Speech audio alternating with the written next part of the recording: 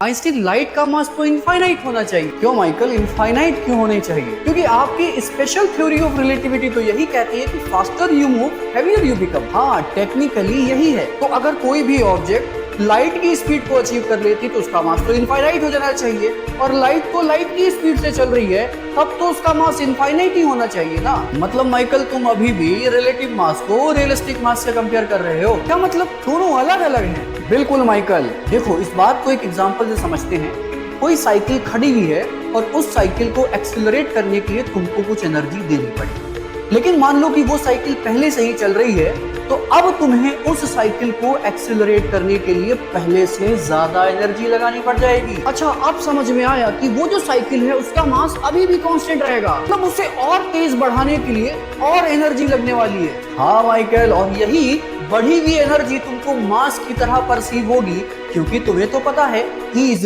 mc², मतलब मास और energy equivalent है। अब मैं समझा, लाइट को तो ट्रेवल करने के लिए किसी एनर्जी की जरूरत ही नहीं होती है, इसीलिए तो लाइट का मास हम सबको 0 ही परसीव होता है, क्योंकि ये सारा खेल है परसेप्शन का। फिर तो इस तरह से हम लोग यूनिवर्स को कभी समझ ही नहीं सकते, क्योंकि जो कुछ भी हम लोग परसीव कर रहे हैं ये उसका असली चेहरा है या सिर्फ हमारी अकल का छलावा। हो सकता हो ये पूरा संसार ही छलावा हो, दुनिया इसे एक चेहरा पहनाने की कोशिश कर रही है।